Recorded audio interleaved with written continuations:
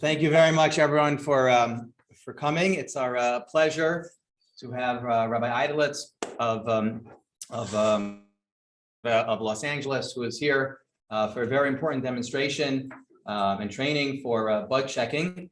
What's striking about this particular area of kashrus is, in the good old days, if you were shechting your chicken and you were people able to look at their chicken and see there's a problem, they bring it to the rabbi.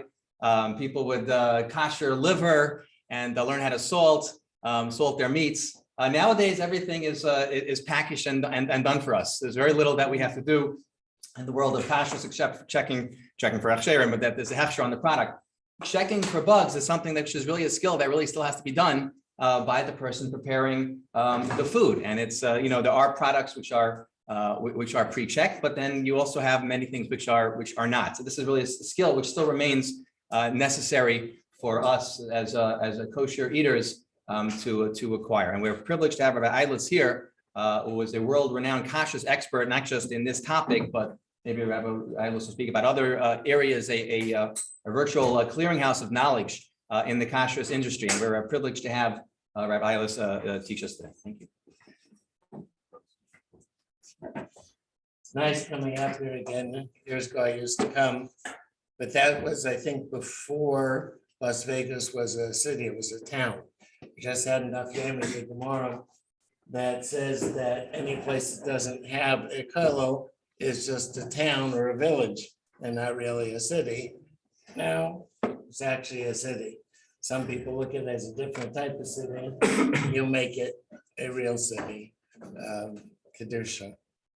When it comes to the bugs, people wonder why I say, this is cloth, obviously I couldn't get the real one, that getting a McDonald's burger or a cheeseburger from McDonald's is a much better way to go than eating in a vegetarian restaurant, a vegan restaurant. There are a lot of persons really intent on doing something wrong, go for the Big Mac.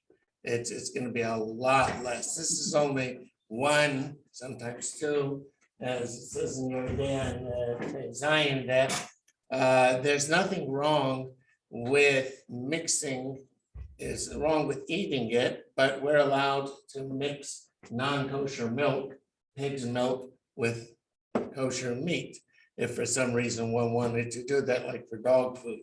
But eating treif, that's an aveira, it says in the Torah. Going and eating bugs, it's anywhere from 5 or 4, 5 or 6 aveiras at one shot. So eating, obviously, if a person has a choice, eating treif and eating at what people sometimes think, oh, it's a vegan restaurant, go for the treif. I'm not advising, I would hate to be quoted, Rabbi Eidlitz said, to eat at McDonald's. But the point is, it's not understood. There are two areas we have to bear in mind. One, that it's horrific eating insects. The second is that it's everywhere, and we really have a great deal to be concerned with. As I think many know, at one point, Moshe Feinstein writes that it's we don't have to work in this country. We don't have to worry about insects because there aren't any, and a person can have just get a regular salad. Now, Moshe's our posek, and certainly that's what he says on black and white that it's okay to do. The reason that he says, and includes it very clearly, is because there are no insects in the United States in the produce. And that's because he wrote it in the 50s when DDT was heavily used, a very toxic pesticide. And there weren't. Just the FDA figured out that eventually it'll kill the people as well, besides the pest. So they did ban it, and most of the world bans it. Not everywhere, but most of the world does ban DDT for that reason. That was good for living, bad for living according to halacha with the insects. So maybe we would think that the government standards at least have to give us some protection. Here's some of the FDA, the government food contamination list that they allow. Wheat can average 9 milligrams of rodent excretia pellets and or pellet fragments per kilogram. Brussels sprouts can have 40 aphids or thrips in 100 grams. That's about 3.5 ounces. One of those teeny little plastic shot glasses that people use. That amount of Brussels sprouts, if a person has regular Brussels sprouts, the government's okay. That would be about half of one of these. The government's okay if that is full of 40 crawling insects in it, between thrips and aphids. In case you've ever encountered them, these are the aphids, kind of like ladybugs, more roundish, squarish, stocky are aphids. The thrips are more the elongated, almost like a grasshopper type of a thing. They come in black, yellow, and brown. So now, as far as the government is concerned, we use it as a joke. They don't. There's more protein. It's not going to hurt you. That's not going to be a problem, and therefore it's okay. As far as the culture, our culture isn't that much into insects, but also not so much into protecting. It's not like the Orient where they sell insects on a regular basis.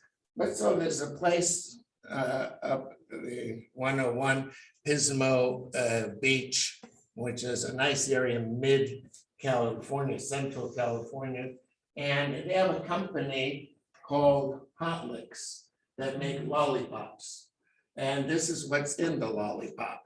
They put either one bug or another. They have all sorts of different. This is a lollipop.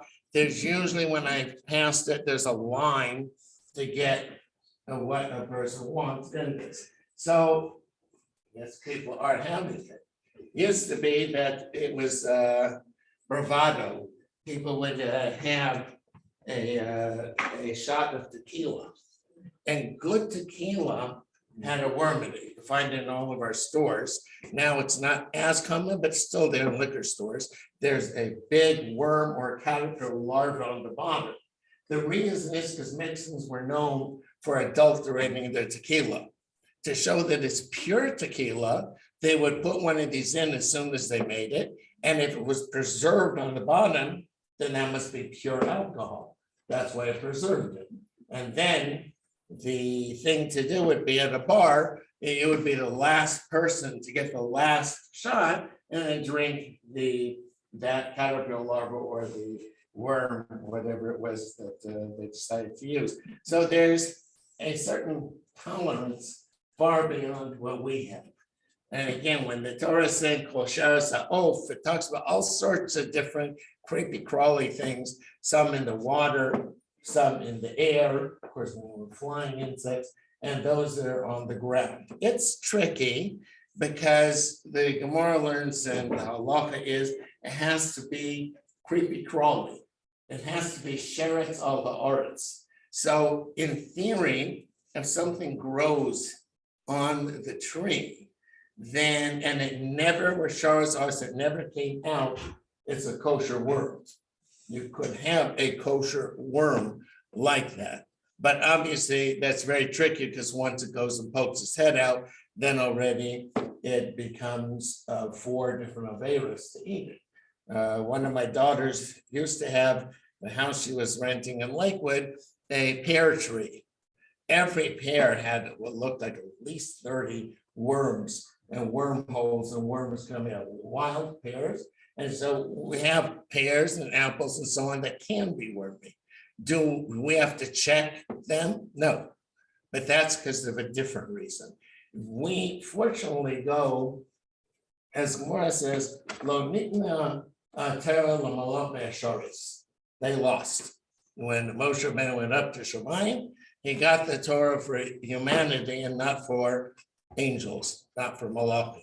Since we're not expected to be beyond human capacity, if you can't see it and it isn't known, then halachically it's okay.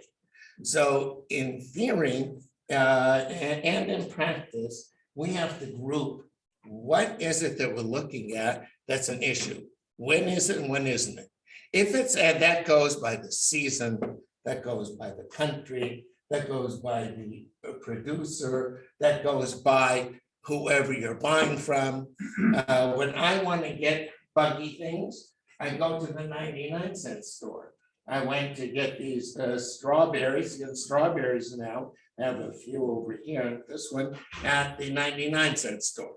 99-cent store is that cheap because it's junk. It's whatever, you have places like Whole Foods, Yelson's or Smith's, some of the different reputable stores that will buy first. They'll buy whatever's in the warehouse, the first that's available.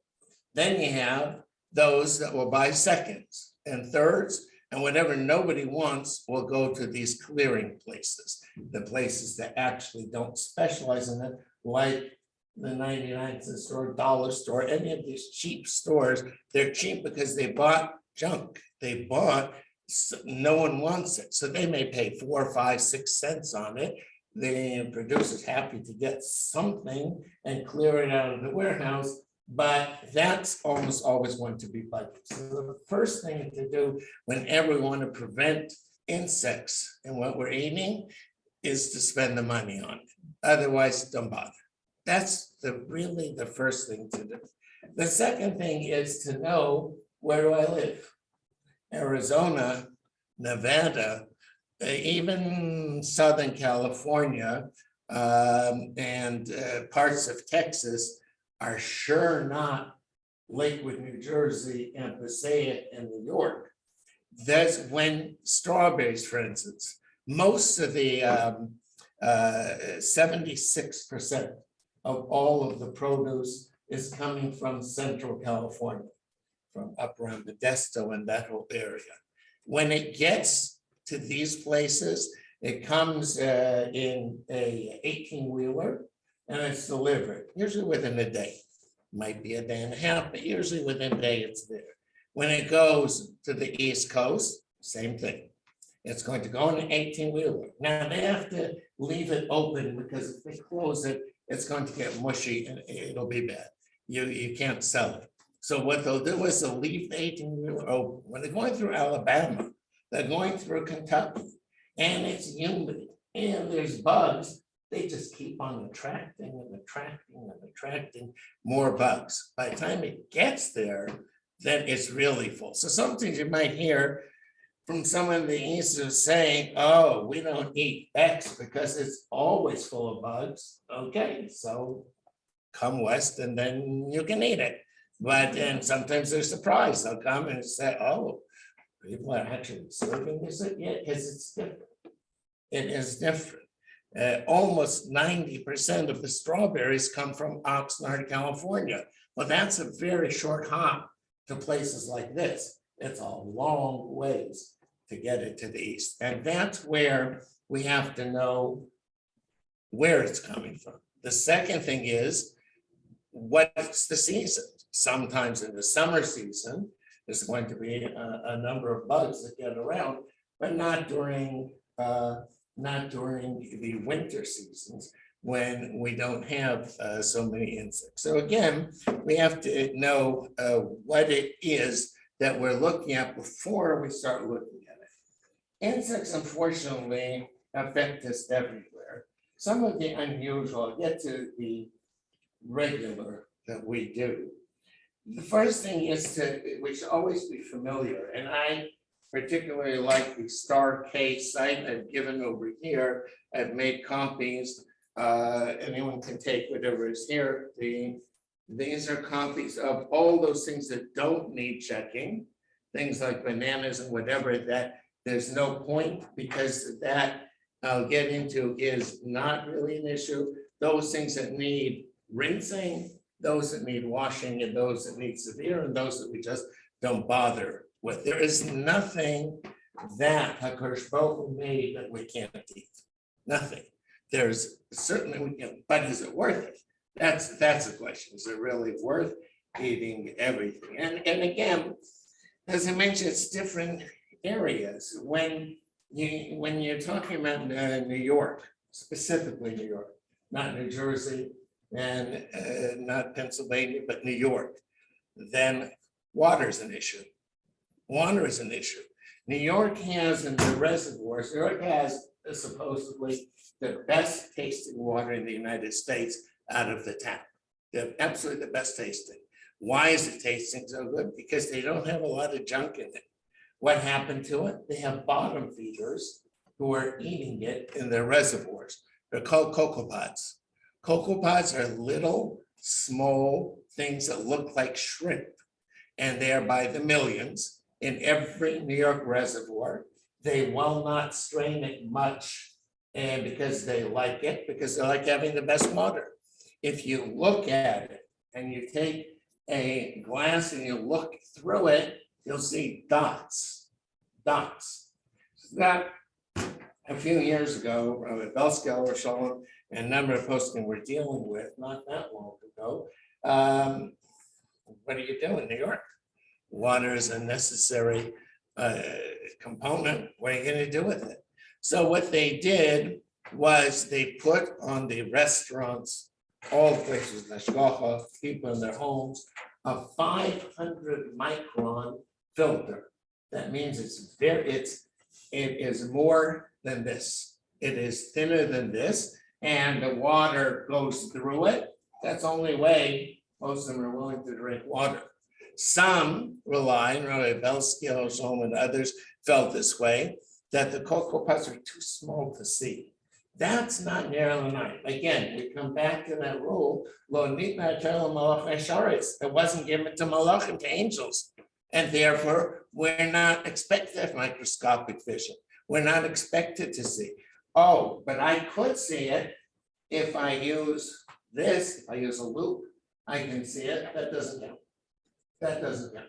The only reason for having this or the other type like that I have is sometimes it makes it easier, quicker to identify. It's not a halachic issue to have, it's an aid to figure out, was that airline? I don't want to dry out the speck and look and see, does it have appendages, are the legs, are the antenna, is it or not? So I'll just take a loop and I'll know very quickly, is it or isn't it? What is it? And it's clear on that. But otherwise, okay, so on the cocoa pods, the question is, you can see them. You can see usually quite a few specks, but are they specks? And therefore I'm going to treat them as specks and drink the water? Or since I know they're cocoa pods, and since it's very easy to tell with a 10 power or less, usually even a little less than that, you can clearly see the appendages and everything. They crawl, they're alive, and again, they're eating, they're bottom feeders. So they're eating all the algae and everything else in the place. That is debatable, not answered. And that's the reason why you'll have some hashgachas in New York will say, we have some restaurants will say we use a 500 micron filter, and others won't say it, and it may be that they're not, they're using just regular water. Their soup may contain many cocoa pods relying on it, really, it doesn't matter. Out of New York, that's not an issue. We don't have it, even though there is such a thing. I remember going a long time ago, with the Karen Yeshiva from Northern California to Tzfas. And we went to the mikveh of the Rizal. And this is brought in Shulchan Aruch a great deal. In the mikveh of the Rizal, the guys, a bunch of high school and base medrash guys, would jump into the freezing water. It was summer anyway, so it was good. And they would jump in. First guy who jumped in, his name was Shia. I remember still now, and everybody said, Shia, you're crawling. When he came out of the water, there were hundreds of little red worms all over him. Because that, although it's water that comes in, fresh water in the cave in Smas, but it was full, it was infested. That's something that Shulchan Aruch deals with a great deal. That used to be a big problem, a very big problem. Because when people would bring up the bucket from the well in the town, one of the reasons the Chofetz Chaim says to have an eruv, you have to know because people need to drink on Shabbos, and there was only the town well, and you go to the town well. But if it didn't go out of the bucket, you can drink it. Once it's out of the bucket, it's called crawling. Once it's crawling, it's now 6 Averos. So obviously we can't touch it. That was a problem with our waters, though it's not. However, if a person would go to, I know somebody told me they went to Yosemite and the water was delicious. They were drinking the water. It's kind of interesting. It's tricky. If they bend down and drink it, drink some spiders, which they would, and some larvae, which they would, and some bear stuff, which they would, which is why they tell you there, don't ever do this. People get very sick from it. But a person told me he did. That they didn't creep and crawl yet. So really he could. Take his hand and cup it out and bring some water to his mouth, then it would also have like 5 Averos in that case. 5. Can you imagine? Each one gets a malchus, 39 malchus. That's 5 times 39. That's a lot of whipping. Not worth it just for a drink of water. So what the next thing we need to know and always figure is it or isn't it? Is it what's called, there's mir matzoi, there is matzoi, and then there is muhzak. Muhzak is the word, something that's crawling. And you can always get that from a terrible place. Again, one of these cheap places, and it's just crawling with insects. I looked at a leaf once, it was out of a spinach, and there were 11 aphids going around all together, looked like they were having a picnic. So that obviously, and everything, the whole thing was a mess. That had, there was nothing to do with it except throw it out. On the other hand, there's things that's below mir matzoi, below a common finding. You don't find again that's the apple, that's the radish. You know, not a radish. Could there be? There is a mite. There are mites and things that can be. Are they? Not in this country. Not right. So we eat a radish, we wash it off from flying insects, and we're good. The banana can have mites on the outside. Am I worried about it? Not really, because it's not common.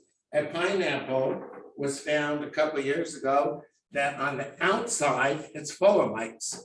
Am I worried about it? Yeah.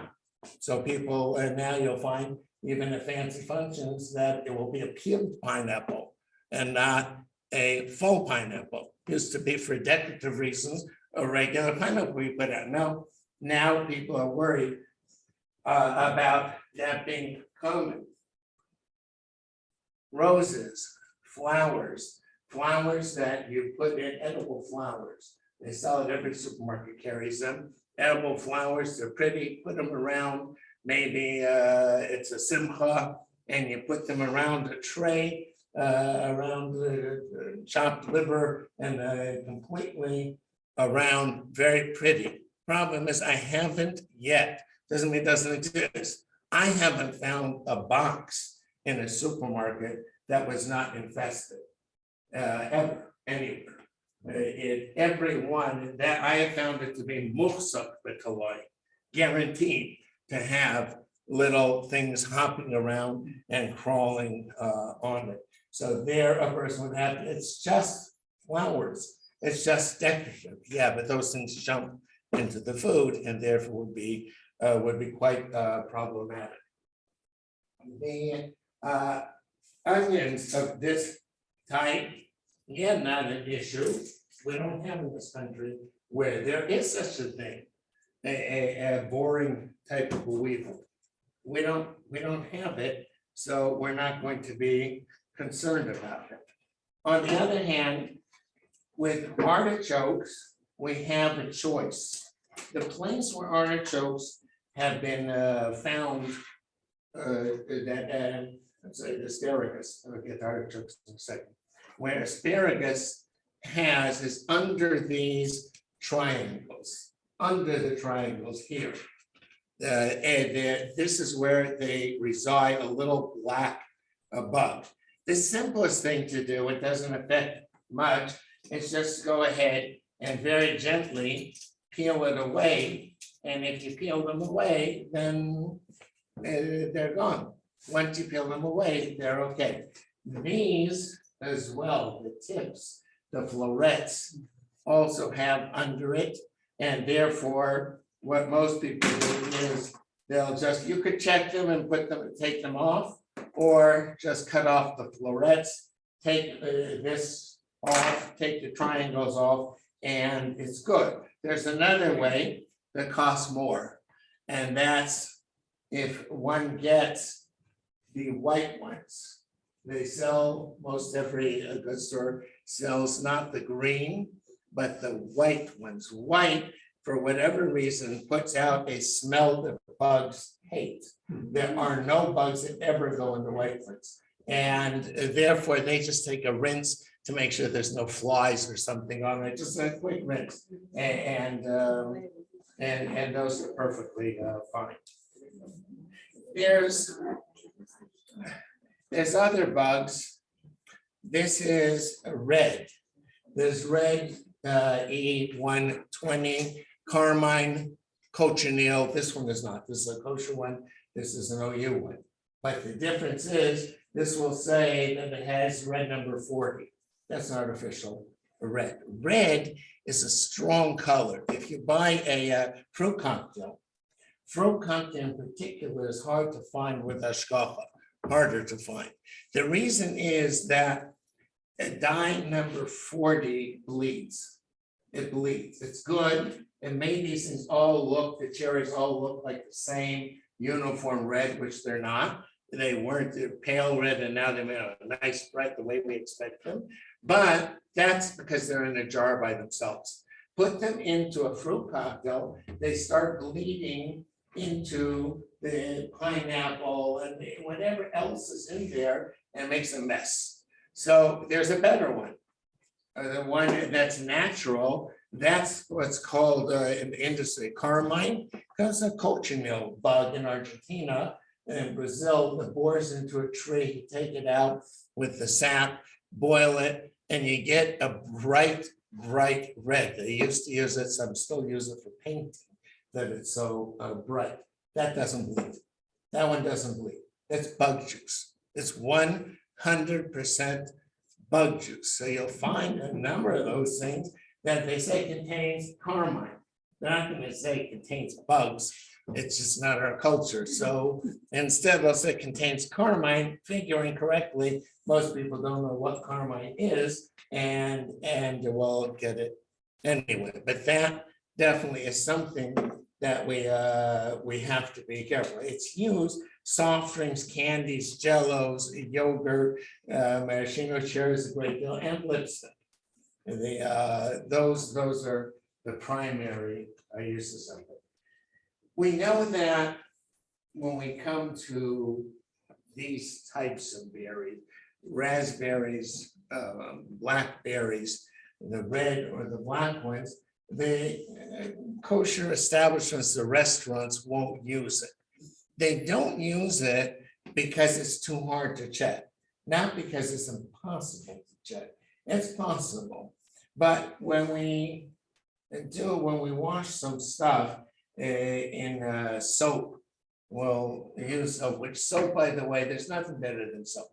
Some people like to use salt, some people use vinegar, some people use vegetable wash. They're okay, but they're not as good as soap.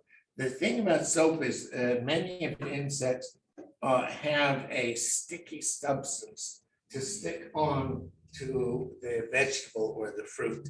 And soap kills it, just absolutely dislodges them from it. They can't hold on and they come out in the wash or come out with the water. So soap is great for that. If you would take these and soak it and then check it, and the bugs over here are vicious. They're in the little pieces. So we really have to get them out, which means soaking it about 15-20 minutes in soapy solution and then washing it. Problem with that is by the time you do it, not only does it take a long time, but it kind of ruins it. They absorb the water and it looks all puffy. It's just hardly worth it. My wife asked me to do it. She wanted 9 of them. I took 45 minutes on doing the 9. I gave her the 9 and she never asked again for some reason. But that is something we should be careful of. Another issue that came up, this one is strange and stranger than the other ones. And that is the scale insects. Scale insects, a Kosherquest, it's very hard for me to understand how a person is possible to not understand that Kosherquest runs the world.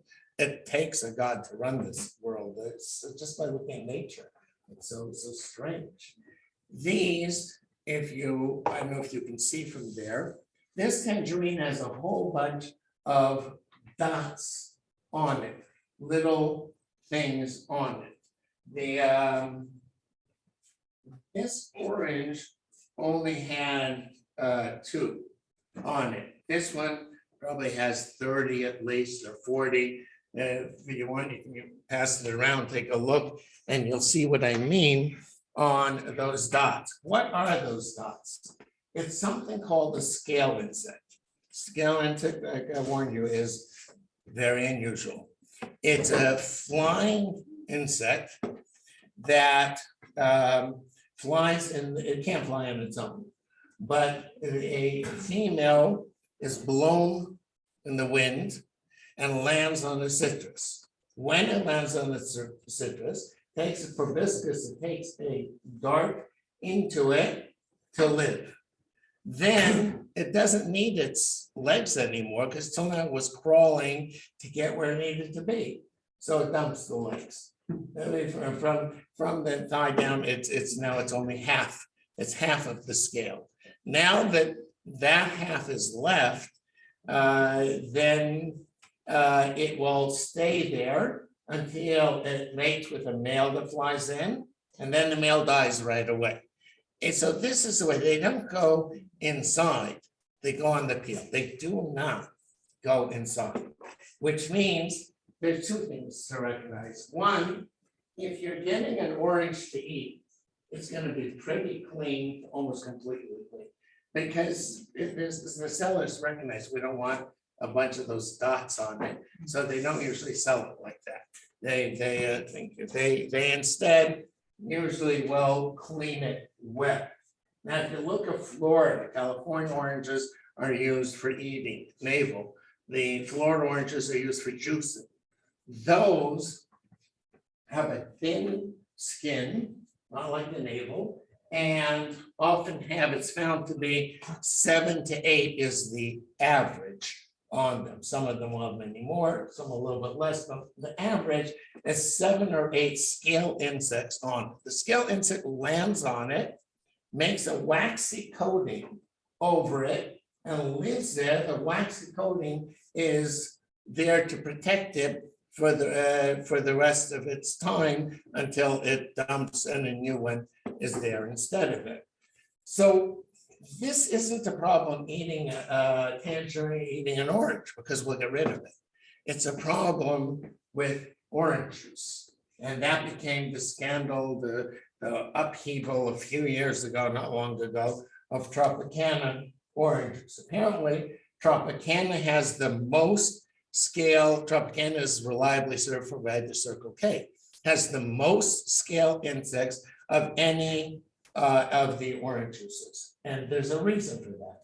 What they do is we'll take it, put it in a press and mush it, including the peel on purpose, because they like that the acid taste with it. They want that taste in it. It's a very definite Tropicana orange juice if it has that bite to it. So by doing that, they're not only getting the juice, they keep on crushing and mulching the peel with it and get out the stale insects. They do moderately filter it, but it's found that that a great deal, there definitely are many left inside. So the OK, when confronted with that, was very, very upset and said that it's okay anyway, because there are a number of things. First of all, we know that insects are not buccal.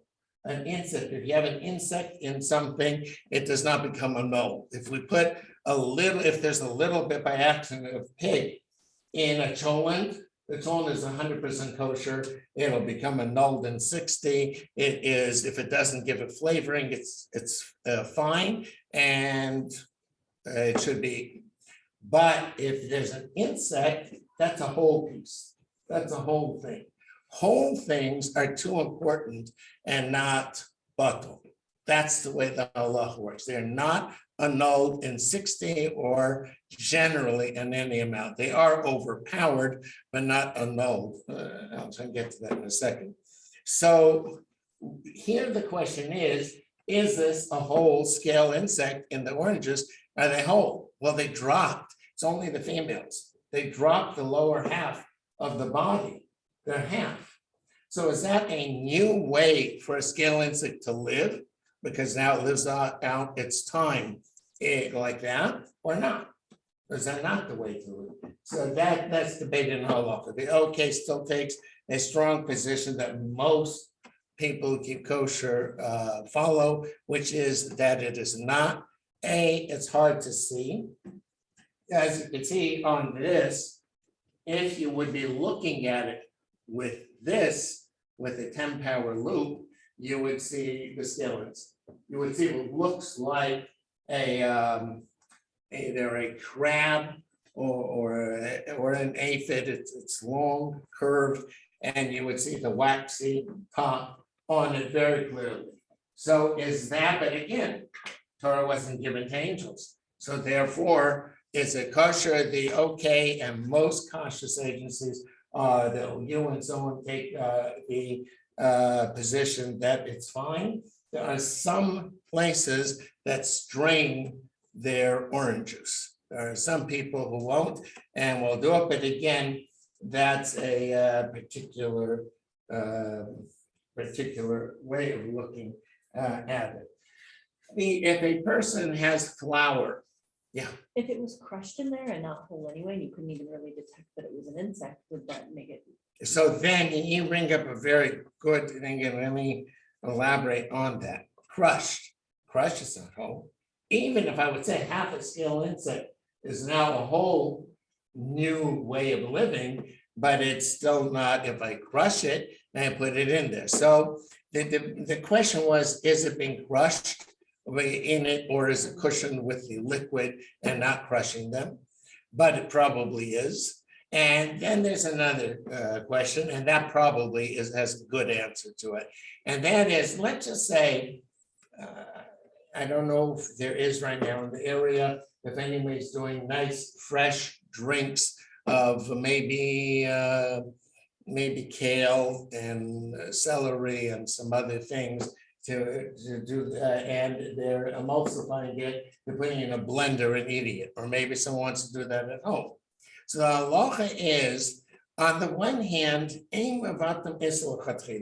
we're not allowed if I have the cholent, I say, let me figure out, my cholent is an 18-quart, which means I can take this much of chazer and save it. I'll put it into the cholent. If there's more than 60 times of the kosher stuff, so I'll put it in, and it won't give any flavor, but I'm saving some money. That's us to do. Chazal asked that for obvious reasons. I can't on purpose make it that something that's usser is okay because of my tricks. But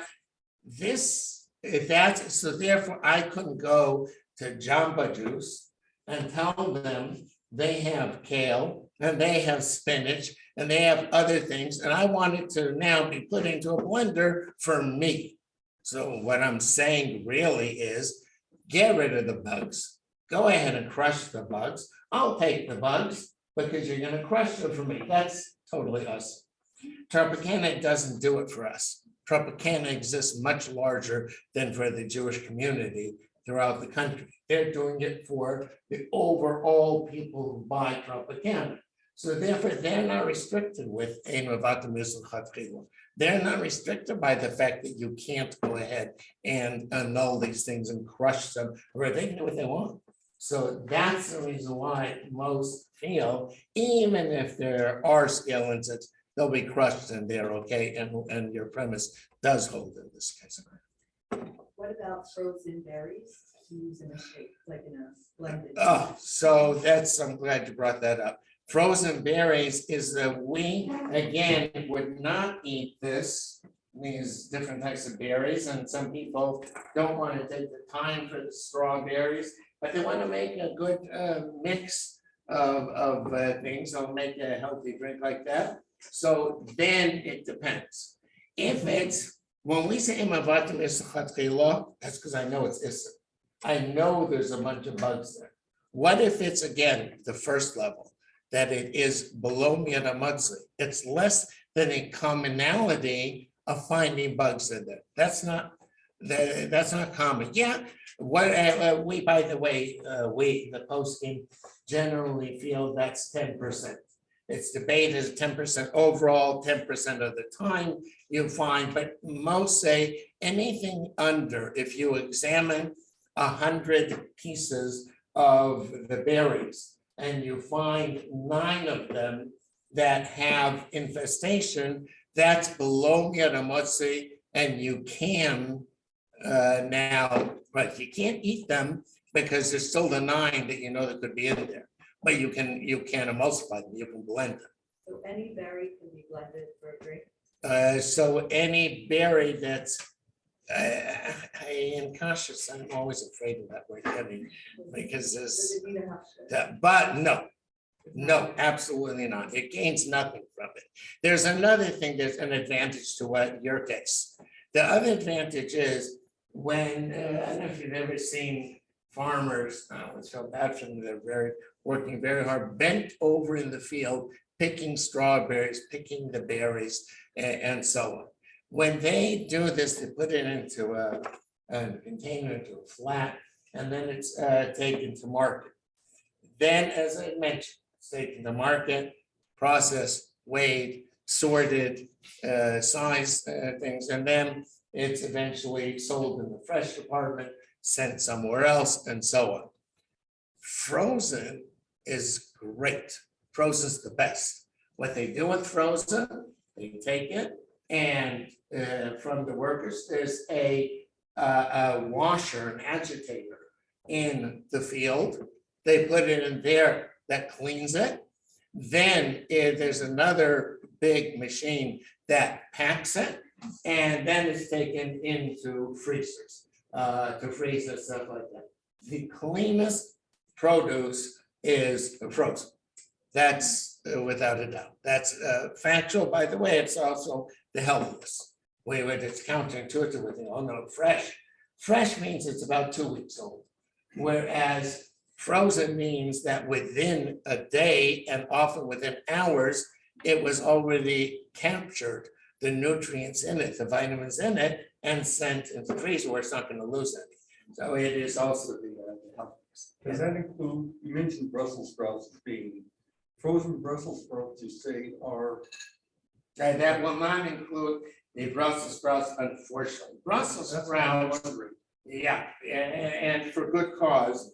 Brussels sprouts are a difficulty in the fact that you have basically, you have a head of cabbage, and the height is good, but here you've got all of this to worry about, all the folds.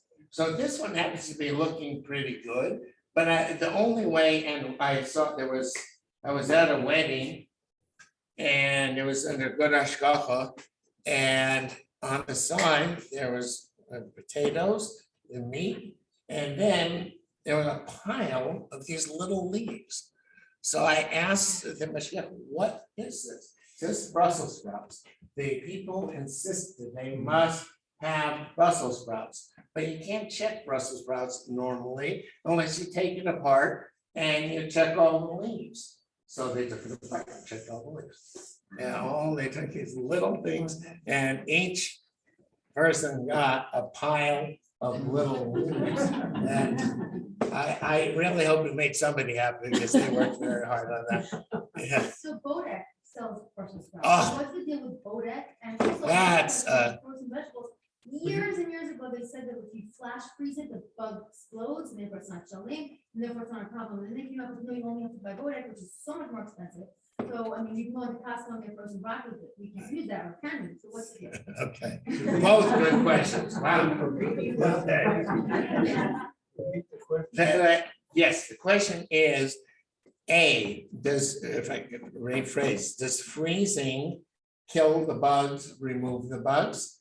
And the second question is, why does Bodek have all this stuff?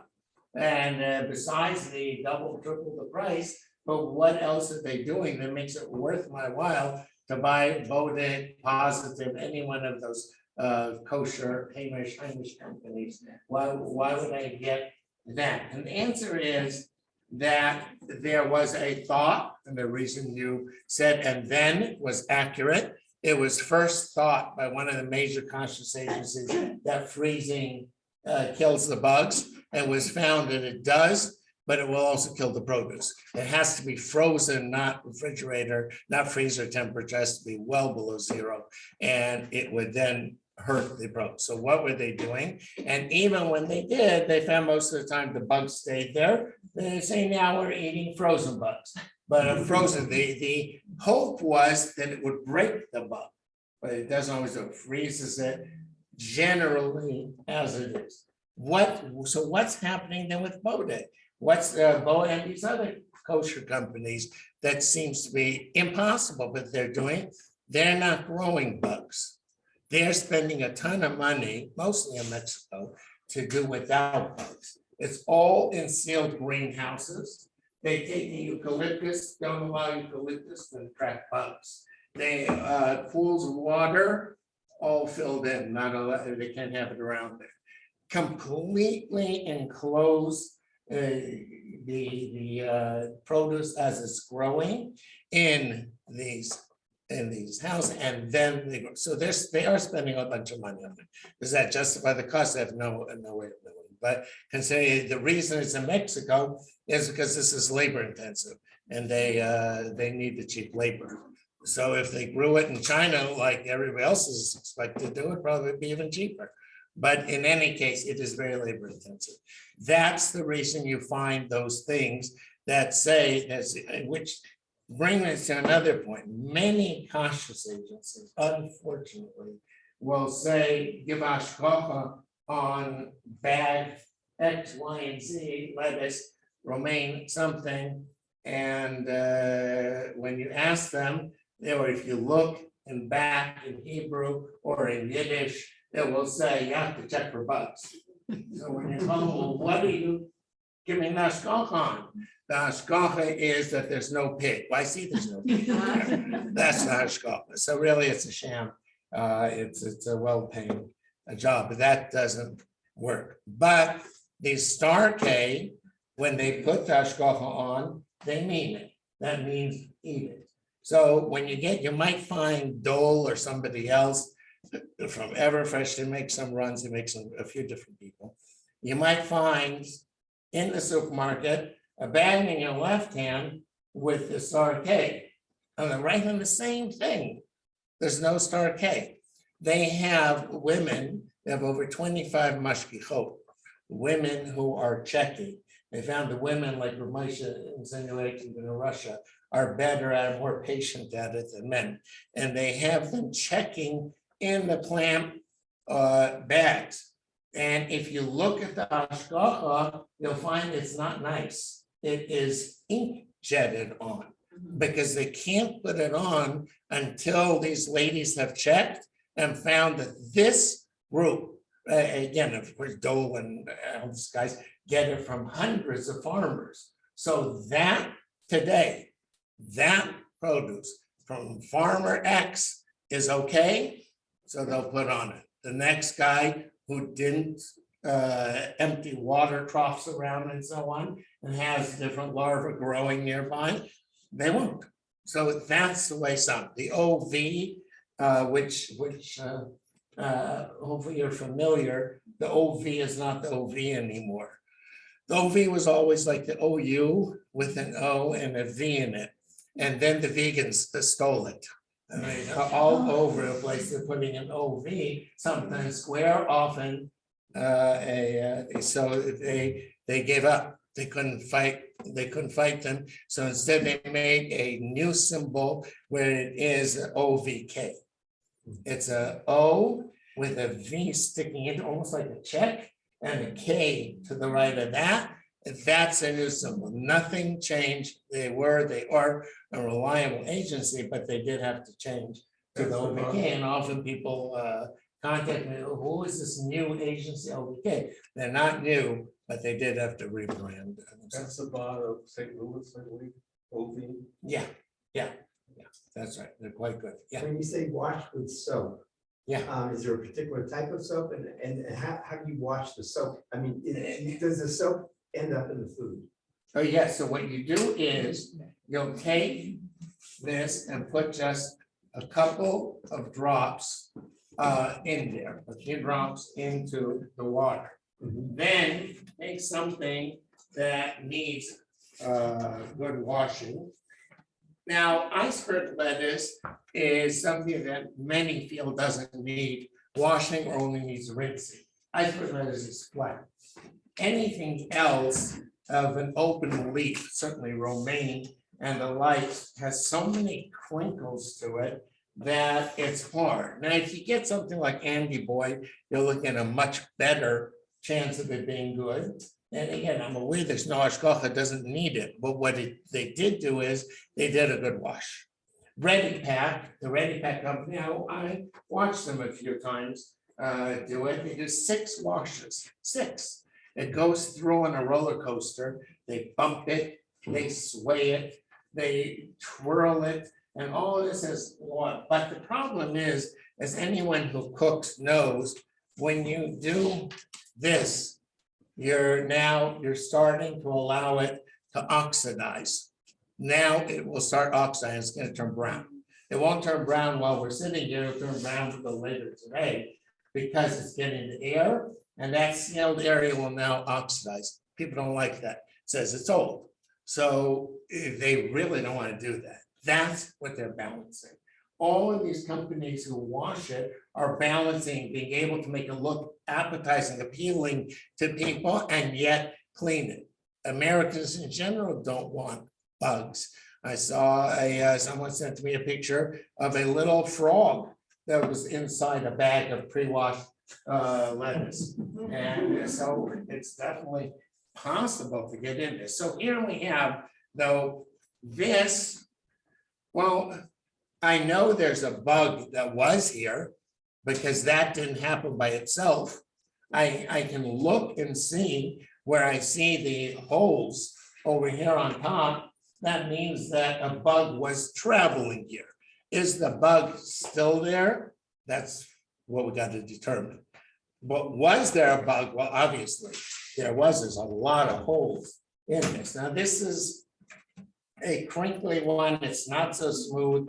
These things. So therefore, it is something that has to be washed and checked. So I'll put it, it's interesting that past maybe 30 years, this has been an evolution in the consciousness of what is the best way to check this stuff. Is the best way, what like they used to say, take this, here's a light table. Put it on the light table. As soon as you put it on the light table, then you can see everything. Now with the light table, you can see right through it. And by doing that, there's no doubt that I'll see, are there bugs, aren't there bugs? I have to look, there's a couple of brown spots here, I see very clearly, those are not bugs, and therefore it'll work. And I can do that with each piece. I could do that if I wanted to, with the dill even, where bugs go into the into the wide or where the branches and stick with the glue. They have the glue to it. But I can look here and I really see, I see right through the thing. Now that's very long, doing ahead of some foreheads and things. And interesting, it's been found statistically, the agencies agree, that's not as good as the water method. It is not as good as the water drip method. This is, they're calling a drip cloth. It's very fine.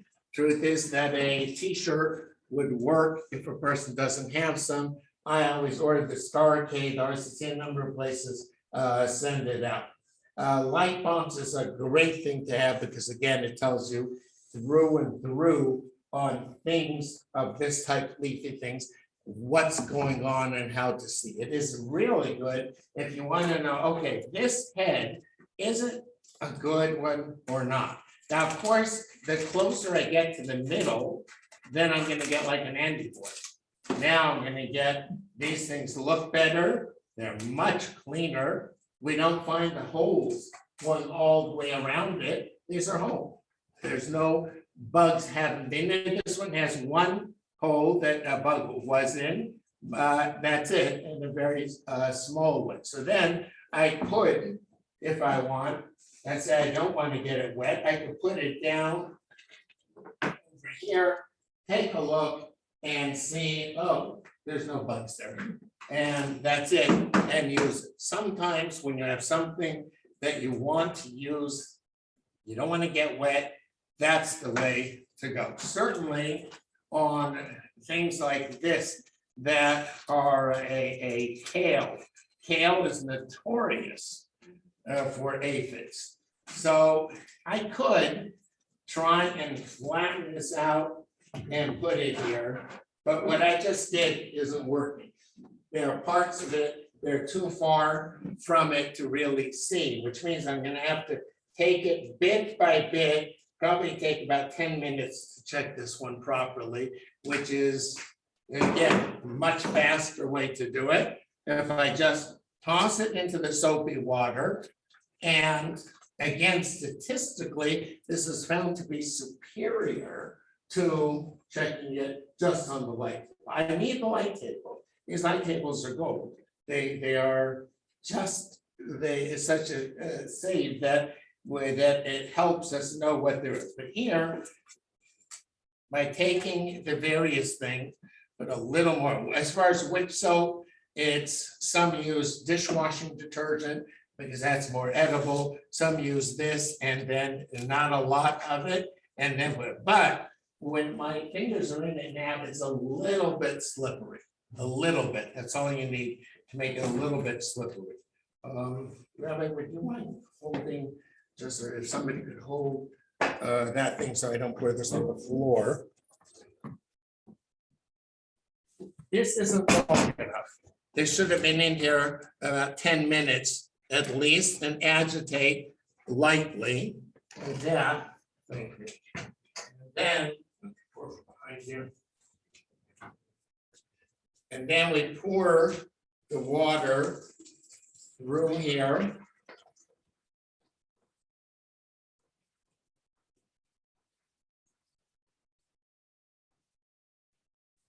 Okay. In this case, since this has all been washed already, we really don't have much to, but now I take this and put it down over here. There are a number of things over here below the suds. There are a number of things, so the only way I can really tell what they are is by putting them on the light table.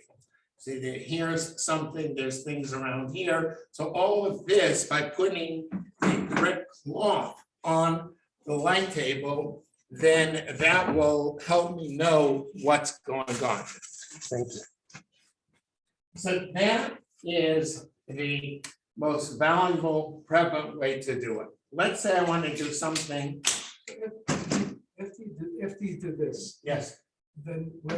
Oh, now we'll take this and wash it really well. I put in too much soap, by the way. Does not need as much soap as I put in. It needs only a few drops, usually about 4 or 5 drops on it, and that will do. So there shouldn't be really that many suds left.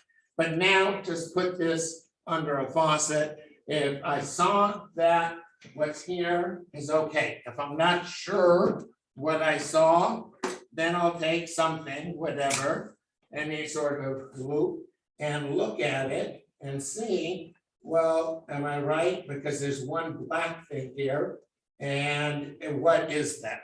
Now, assuming that I'm happy with the results, then I'll take this, wash it, just rinse it off and use it. Usually my wife uses a spinner, many people use a spinner to get the water out of it. So if you just get a simple spinner and put it in, it will last a lot longer, and it won't hurt it. In the case that if you want to do broccoli or anything else of that type, then a person should cut into smaller pieces. The main place of hiding is here, but cutting into smaller pieces, same thing. Put it into the water and agitate, fluff these a little bit, don't kill it, just fluff them a little bit so the water can get in, and then check the water. Again, it has been tested and proven that that's the very best way to check it. Yes. I thought that was cauliflower, I thought broccoli is much more intensive, you have to do it hot, cold, if the floor is open, so what? It depends who you ask. I'm going more like the Star K, and some people will tell you that you can't eat broccoli. Someone will say that it's impossible to get. The fact is that if you buy well, you'll be able to eat broccoli easily. If you buy poorly, you'll never eat it. Is enough for broccoli? It's enough for the broccoli in 3 by 5 inch cuts, and wash it like that, you will get results. But again, you're buying from a decent store and not something that's on its way up. That's the key to start there, or you'll waste your time. Yeah. The CRC, I believe, has an approach about you using a sponge, washing each leaf with a sponge. They have using that. The Star K disagrees. And the question is, at what point do you need to get something to a Miyamatsui or below? What point do you need to get it where rationally I don't expect to find any bugs in here? And now that I poured it in here and checked the water, that's considered to be a chazaka, that it's a chazaka of having less than Miyamatsui, and I can eat it. If one wanted to use that, and again, the CRC is in Chicago, very human place, and they definitely have a bigger challenge than most places. A very good agency, good people, but they exceed what needs to be done for that reason, because they feel they need to. If there are That bugs on sounds- the cloth. That sounds like an easier approach to me. What, using the cloth? No, using the sponge. But not washing it with a on sponge. wrong there, cauliflower. No, on lettuce. On On lettuce? lettuce, just washing it with a sponge. Is that? You could, but you're still going to have to go ahead and dip it and then rinse everything off. Sure. It'll work. It works again if you want to just take the time and put each one on the light box. I find when you put in light box, I don't know what I'm looking at. I find it very frustrating. what And I'm happens to done, most and I'm like, people. it doesn't But tell me, I don't know, I still don't halachically- know. Halachically, it works. Practically, the most common way that most people who are not experts in this will succeed is with the water drip cloth. That's the most practical, guaranteed way. The other ways work. But even looking at the thrift cloth on the light box, I find I don't know what I'm looking at. I take the flip Oh, off, I put it in the live that- box, and I still say, is this a bug or is this not a bug? I would can't suggest tell. then that you get a loop. Because nothing special about these, they're not expensive, not a 2-power. A 10-power, a 10-power, and then when you're at a 10-power, you will be able to see exactly what you're looking at here. I quite agree with you, but in order to know clearly what you're looking at, that will help. Which is why when the Kosherquest sends out these kits, and I believe RCC as well and others, then they send a loop with it. Again, a loop is not halacha, but the loop does tell, but I'm still baffled. What's on the light table with the loop, you know exactly what's on the light table. Yeah. What do you think about the concept that if a regular housewife can't identify it as a bug, it doesn't count? That's true, but that doesn't, but you have to know, is the regular housewife if it's a person who's an extreme Yara Shamayim and so on, then that's accurate. But it would have to be, most people are pretty equal in their territory. So let's say here, what is for one is usually for the next. And a person says, well, I can't recognize it, but they may have to learn a little better what to recognize. But it is what commonly is recognized. If something is just a dot, again, we said that's debatable. If it's not a dot, but it could be recognized, but the person doesn't know what they're looking at, lots of people don't know what they're looking at. So then they have to learn what to look at. The reason for this, and again, this is a star case, although I'm not affiliated with anyone, but that I find this one good is that it does show which don't bother, which look for like just straight celery that really just either rinse it and look, or rinse it and don't look. That what mashgichim usually do is they put it under a stream of water and they just put their finger up and then they put it away. And they're only bother looking, since the only thing that goes on celery is a fly that will land on it, and nothing that gets into it. But that's what, to answer your question, I think it would be behoove everyone to look and see, well, what about that type? And Do then you you'll need see. special training in the different types of bugs, or could you assume that if it doesn't look like a bug to you, then it's not a bug? You can assume. Lots of people tell me they're finding things, and it turns out to be a lot of black spots and dirts. And it's not bugs. It's just mud and dirt. A lot of this is packed with mud and dirt. But after a while of discerning and checking, you get it. Okay. In Las Vegas, in the winter, there's nothing in this thing because you never find it. So then you know. But, and somebody in the Lakewood will say, in Lakewood during the winter, but it's coming from other places and they are getting it. So each person has to discern and establish a pattern for their produce in their season. Yeah. Using the broccoli as an example, is washing such as you described sufficient for Pesach? Is washing, The way you described we have a problem there with Pesach. Pesach should have ashkocha on it. The wash, raw broccoli. raw? Oh, just like itself, it's sufficient. Sure, only bugs are the same halacha during Pesach as their own year. If you buy it where it's already been washed, the companies use a kitnios wash commonly. They're using a corn syrup in it. And then there's a corn syrup in the wash. And therefore we don't use any of it. There's also a problem with anything that's been processed by the companies because they typically blanch it, what's called blanched.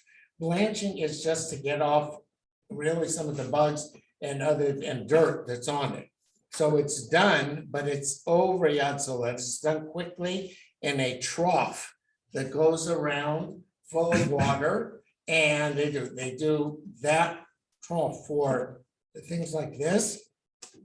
And they use the same one for noodles. So it's used for hummus. which is why we can't use anything processed that the companies are processing. So if it's in a bag, it won't work for Pesach unless there's a shkocha for Pesach. Say that again, please. If it's in a bag, it means they washed it. When they washed it and blanched it. If they washed it and blanched it, they very probably did so in a chametz blancher. So that becomes obviously quite problematic. And there may be some heterim, but we're not interested in using those heterim. And therefore, one would want to get the raw, just a regular raw, and deal with the other steps. Yeah. So if someone does the drip pop method and they put on the light box and they see bugs on there, what would be the procedure? Oh, thank you for that question. Again, the question was, somebody did it, and commonly they're bugs. They found bugs doing spinach and they washed it, but now they found some bugs. So what should they do? Do it again. They wash it again, agitate, and do it again. They found bugs the second time. Now what should they do? Do it a third time. After the third time, if there are bugs, it's dead. That's a chazaka, an assumption that this thing is infested, and I can't do anything with infested. That's not gonna work. So you look at each individual, let's say, piece of lettuce. You could, but you would have to take each individual, put them on a light table and watch, and look at, you could say stuff like that, yes.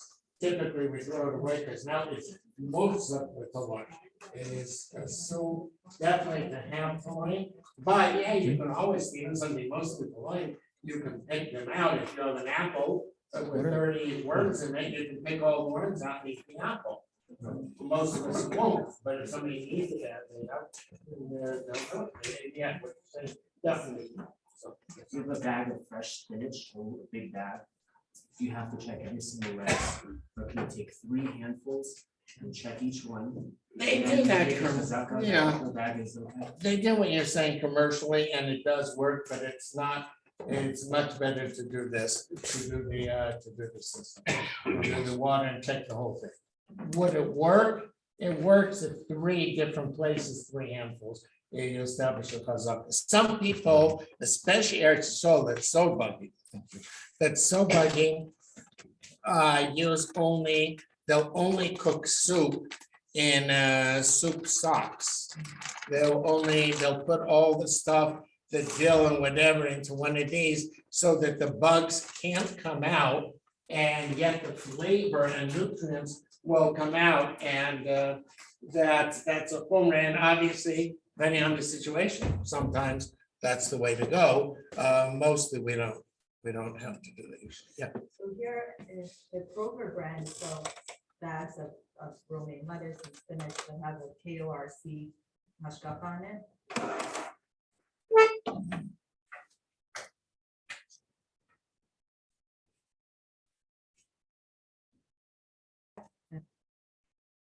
Well, you can just use again, whichever method you're using with the light box or with the water thrip, whatever you're using, use as if you would with anything else, like any other bag.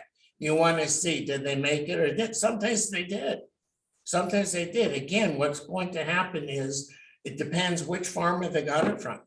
If they got it fortunately from a farmer that anyway is not infested, the 3 times, and usually do more than 3. They say triple wash, it's usually more than that.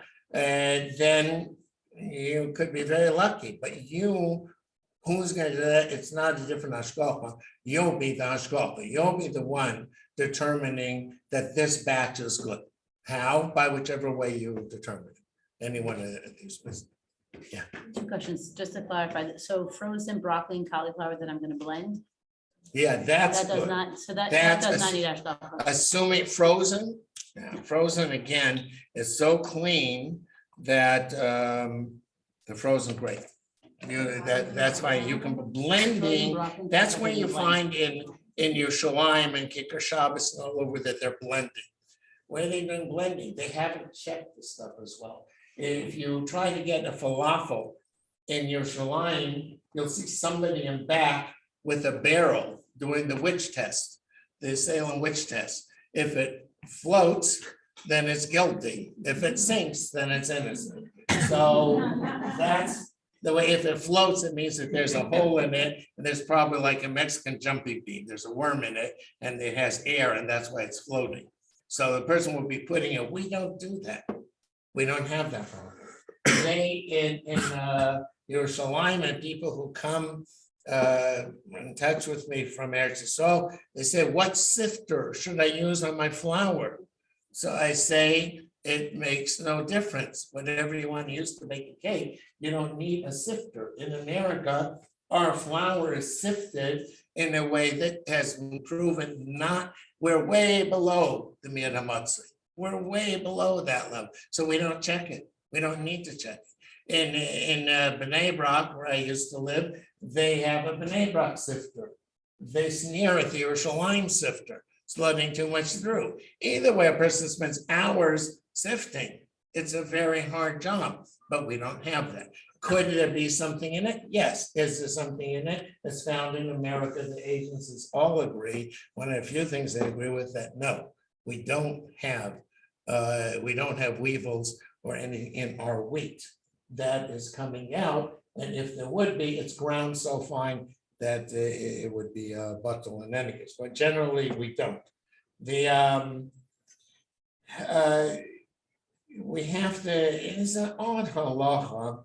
You may have heard how raisins periodically comes up, raisins are no good. Barley, no, it's been found to be full. Both true with Hamish hashgachas, from hashgachas. Now I promote and feel for the from hashgachas. Obviously, there are people trying to make a living, and they need that living. But they're small, they're teeny. So if they're getting raisins sometimes, they're storing them in back. It's always been found from storage, never coming in, but rather going out. So barley from some of the well-known from brands has been found to be a couple of times, at least 5 times over the past few years, 3 years, to contain insects. People have called me and said they used it and things are floating. People told me they have Talmud soup nuts and they have, and their soup is moving. They have 30, 40 different things. That's from storage, bad storage. And that's where most of it is proliferating. Good storage, it's not going to happen in both of those things, and it'll be fine. Yeah. 2 things. What's the story with cabbage, red or white? A lot of the agencies used to say just the outer 3, and recently I rechecked and said the whole thing has to get washed. Yeah, I don't know why they said that. What you heard before is still accurate. The cabbage, first of all, purple cabbage is like white asparagus. Bugs hate the smell of it. That's not a buggy thing. But in green, once you get everything out of it, nothing can get in. If you want to do, you can always establish your own chazaka. Take a couple more inner leaves and look, is it clean or isn't it clean? And then you'll establish chazaka. But the fact, and what most cautious agents, there was something that just went out recently about that, but that's not what is being done. So just take off the outer 3. Take off the outer because that's where they can come in. The inner ones are so tight, they can't fit. They can't fit, they're not there. We're not concerned about things, imagination. We're concerned about facts. And if there's no room for them to get in, then we're not concerned.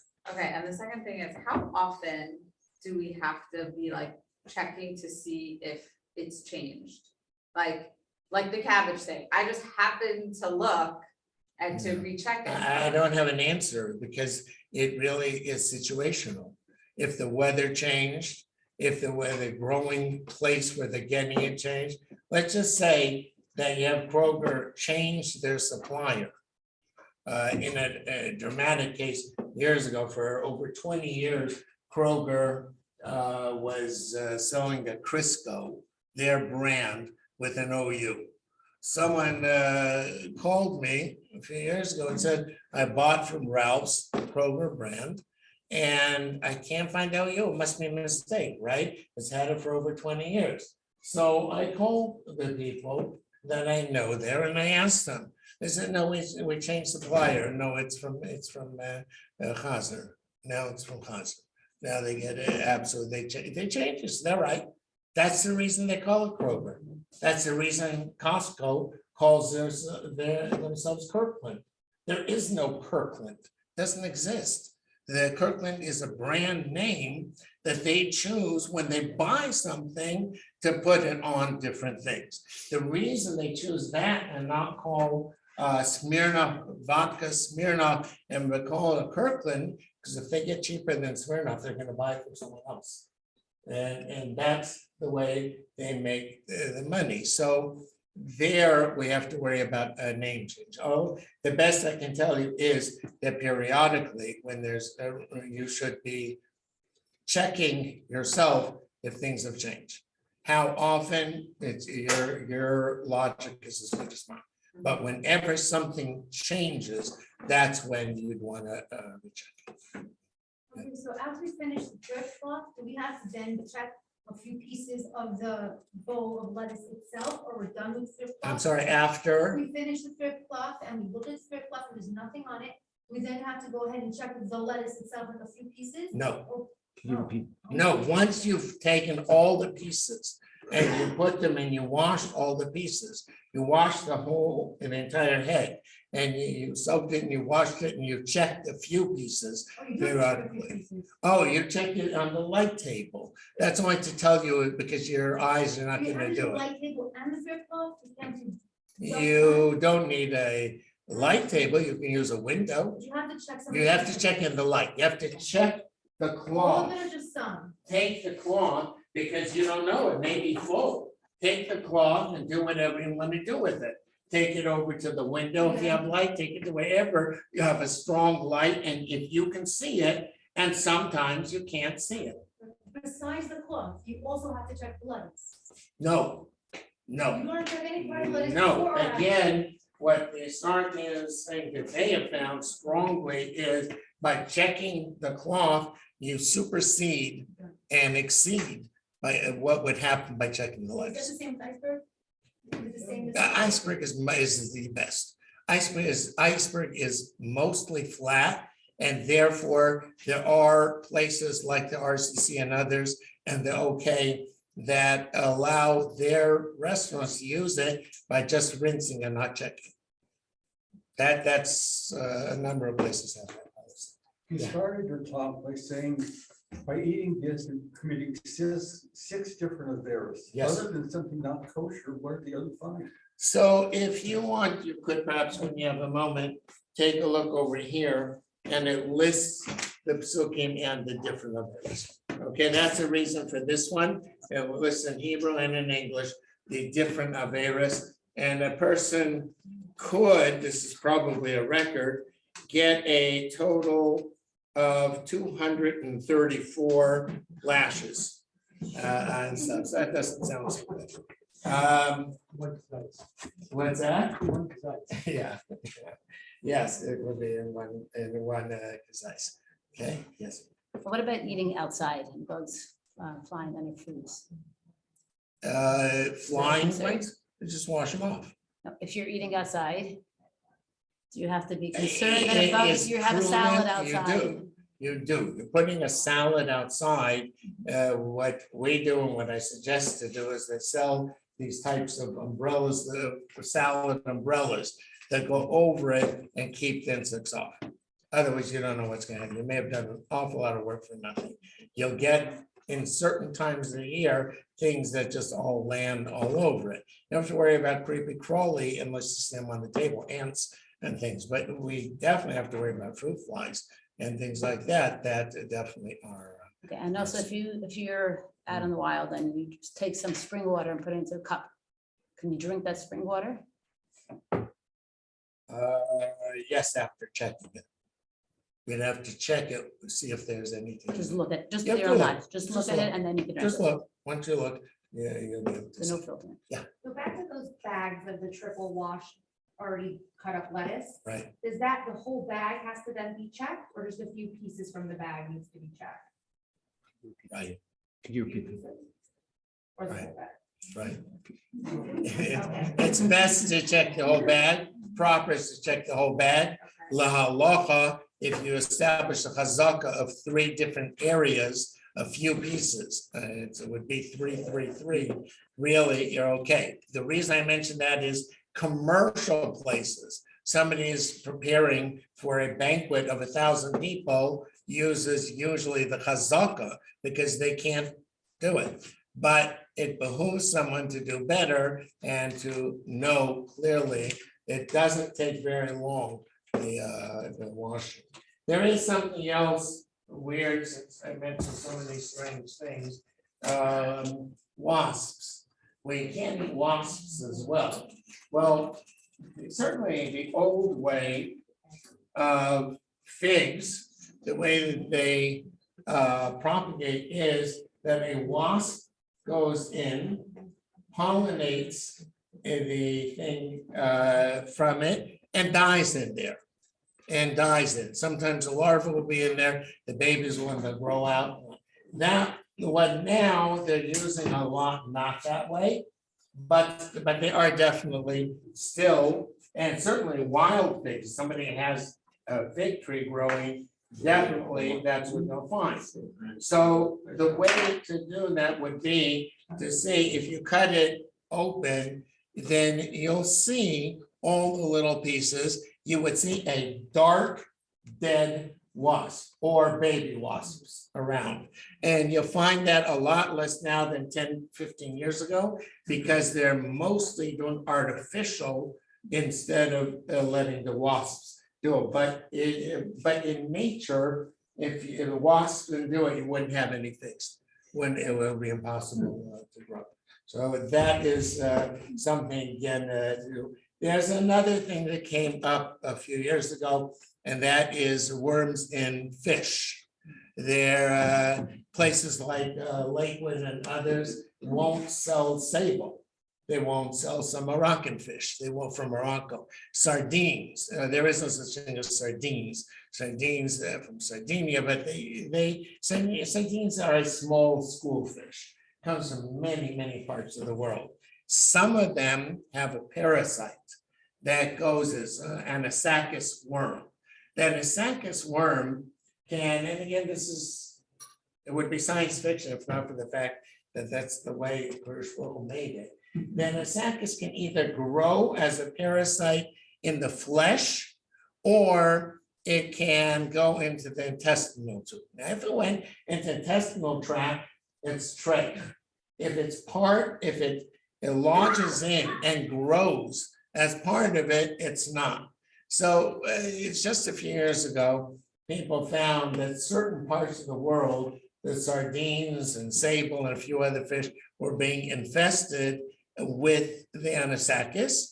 And this is something Tosos 1,000 years ago dealing with water, and they said you can't have this, you can't have that fish.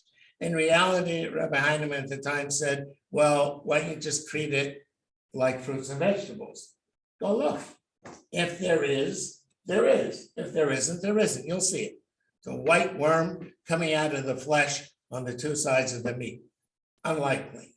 Good, again, good stuff will be fine. Old stuff probably will have Anisakis worms. So that, and since the worms like any other worms, it's the same avarice, the same problem, and that would be, I think, I just, before I finish, it's getting late, there's something called shellac.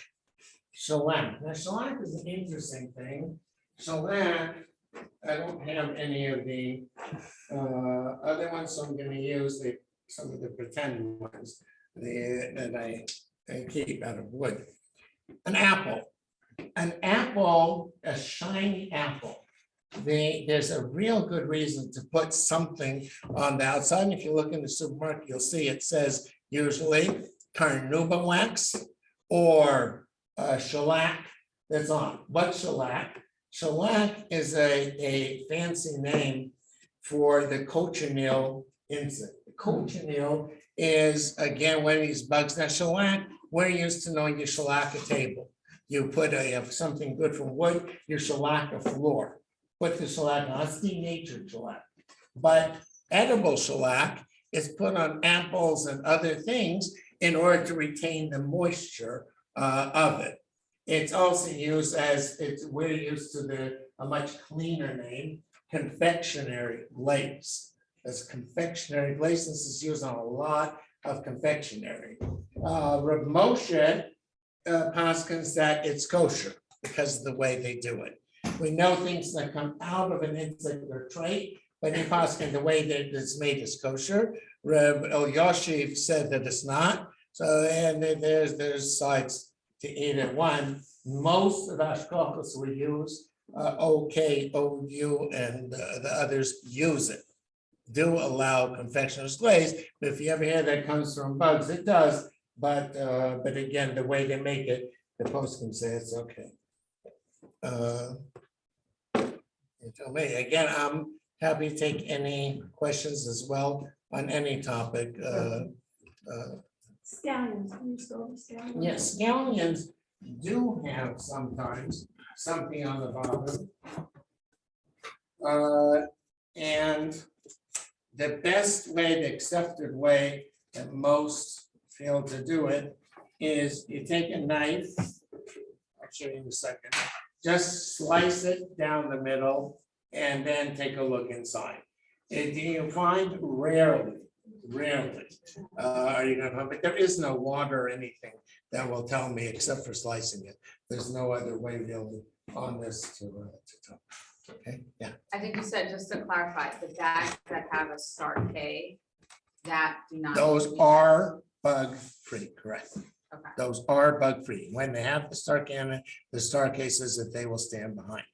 Okay. It does, I mentioned it because it does bother me, to say the least, those hashkachas that put the hashkacha on it and then in Yiddish or in Hebrew write in small lettering on the back that yeah, well, some people speak English who would like to know that all up as well. Right. Like, so that's I find that to be a shame.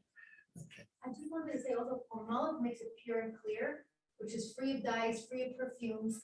It's much more, it's better. Thank you. Yes, it is. Yeah, absolutely. I also wanted to ask a question. Sure. So I always understood, maybe I'm totally wrong, that if you are pureeing something for the purpose of the drink, so if I was making kale juice, like doing it to reduce it, right? Or I was making a kale smoothie and taking it and rinsing it off, putting it in, and do not need to check it because I'm doing it for the purpose of the drink, of the food, and not the purpose of pureeing a bug. Am I? Kind of, sort of. Yes, you're mostly correct in that way. Yes, it's good. Yes, it can be done. Yes, it is done, and it's fine. But the reason is because on the one hand, we have ein avat misul chatchila. You cannot purposely get rid of a bug, but it's washed to the degree that it's assumed that it's below the threshold of commonality, and it's assumed to be clean. Now, I can't go, I'm not gonna risk my neshama on assuming that there's no bugs. But now I have not a Torah Isser, that's not Torah, so now I have from the Rabbanan telling me, well, don't annul it on purpose. But if I'm assuming there probably isn't, then I am allowed to annul it on purpose. So by blending it, even if I'm wrong, and there was one bug somewhere, it will have mushed it, and that's not halachically a bug. That will become, that is bottle, that is annulled in 60, and therefore the drink is fine. That's the reason that we do it. But the reason I emphasize that, because if it's infested, we can't do that. It's only because there's. Yeah. Before, when you were answering Nina's question about like a supplier or a grocery store that will change their supplier, where do you go to check this? Do I have to go to Kroger, or is there one place I can go, or? All you can do is periodically ask whoever's in charge of that department. In the produce, you go to the produce guy. He may look like he's low on the totem pole. He's not at all low. He knows exactly what he's doing. So you're getting from the same place. And once every few months, ask them again the same question, and the person will see what the answer is. Those are the people who generally know. Trying to go corporate, I can do only because I know the corporate people. Otherwise, it's impossible. And But if it's on a they don't package, really always know what they're saying. Really not. If I'm in an event, kosher, good mashgiach, whatever hasher, and they serve apricots, dried apricots, or dates, I still have to check each one and look for bugs. I don't know. If that person served it to you under hashgacha, then they are supposed to be checking it. Well, That would be a it's travesty. sealed or closed, the actual. Oh, you're buying from a No, store? you're at an event. They Right, happen to have a table of dried fruit, or you're at someone's home, Right. or a 8 to 5 man, this or in, right. so. You can So trust these therefore, you precautions. have the right completely to assume that what's served to you is kosher. Yep. You don't have to ask, is the meat kosher? You don't have to ask if the fruits are kosher. Again, the fruits are less kosher than the meat. But the apricot is sealed, so he hasn't even opened it. I see, you Don't you see, have to open that's, the apricot when you, before you? it's possible that he got it, I don't know. Then you have to decide yourself, who You don't is wanna the embarrass person, the who are person you too, talking about? also. Correct, so then you would have to assume. If it's a place that's very careful, it means that they are going to buy from a place that they've already checked enough subsamples that there's a chazaka that everything is good. And if not, if it's someone who isn't so well versed, I was Why like, not? to set regardless, every single apricot, for example, specifically these dried fruits and dates, you always have to just open it. regardless. it's certainly a good practice, one that I certainly would do, but that's because then you can't, but you have to know if you can't. To do that in front of someone where your host may embarrass the person, and if that person is well versed in how to do this, then it would be a real shame to do that. Yeah, what was it, the Alter from Slavoka came to someone's house and the person for Friday night meal, and the person came in and wanted to show off his knowledge of halacha. So young, and his wife, I told you when I come home, there's supposed to be the challahs on the table and the wine here. What's the matter with you? Can't you get it right? So he said, what's the whole point we cover the challahs? Not to embarrass the challahs. I don't know why. And we want to learn not to embarrass the challahs, so we cover the challahs when we're making kiddush. To embarrass a human being is much worse. So one has to be careful how they treat all these situations. People who are working so hard on conscious keeping a kosher home doesn't mean chas v'shalom we should eat non-kosher, but it does mean we should figure out the best way to do that. So once I was blending some things and I noticed that the pieces, let's say it was kale, okay, were not that tiny, and there really could be a bug that's smaller than the smallest piece. We still assume, correct, but we still assume that in the blade, it will get mushed up and stuff. Again, you're starting from a low point where there's nothing that you see in it. And now you're progressing to the point that it's probably got, that's yeah. What about checking rice or pasta? Like I've heard some people have found. bugs Yeah, it in their depends on the, pasta. again, so I found bugs in my daughter's pears from her tree. That doesn't mean I check pears. I don't, I eat them. I Do we don't have to not, check those, rice and pasta? so, but since it's so uncommon and unlikely, the answer is a definite no. So you have to check either one? No, there is not in the United States here. We do check them. Sometimes the Sephardim check them for Pesach. That's because in the mill, perhaps something else got in from the mill, some chametz. So there's a minute among the Sephardim, there's Bratan Lalacha to check it, even those who eat rice. But no, during the year, we definitely do not. Yes. What about fresh cauliflower? Fresh cauliflower is what is Same thing. better than the broccoli. But What's you do the cauliflower? same thing, cut it into. The same thing into smaller pieces, fluff it, try and get the water in there, visually look to see that you don't have bugs, it's a clean head, and then you can do that. It'll work, yeah. Strawberry is kind of different issue. Thanks for mentioning that one. Strawberries have their, this is a pretty bad strawberry. I think this is one of mine, not from here. These are organic. Organic, keep in mind, is the worst, but because that means very little pesticides or none. These, according to the Star Cake, if you're getting something decent, and most kosher are doing this, whether they say or not, you just cut off the top, wash the rest of it in soapy water, rinse it and use it. And that's what you would likely do with these, which are in good shape. And so these you would actually just take and this is where they usually hide, under here. Interesting, you want to make a upper cut, not a low cut. If I would cut it more than this, what happens is that I expose, there's a cavity here. I'm exposing the cavity, I'm exposing the hole. By exposing that hole, if there aren't any bugs, then they would go inside. And that's the end of it. So I did that. Then here, they can sometimes be under the seeds. If either some people put them in sunlight for a couple of minutes, makes them uncomfortable, they'll come out. But just washing them, if you've got good ones, here you wouldn't have to worry so much. Here, you're getting the fresh ones. In the East Coast where they aren't, they definitely have to test and see if they have a lot or not. Okay.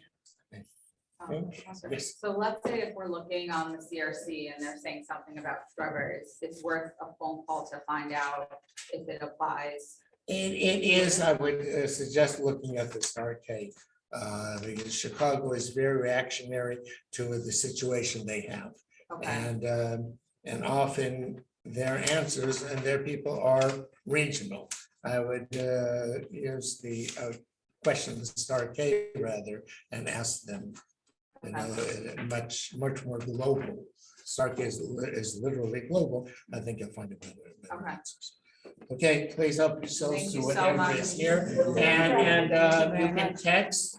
And people sometimes go somewhere and something, take a picture, text it to me, you can text questions or email, whatever it is, it's all here. Thank you very much, Rabbi Eidlitz. Thank you everyone for participating. And please help yourself to the paraphernalia.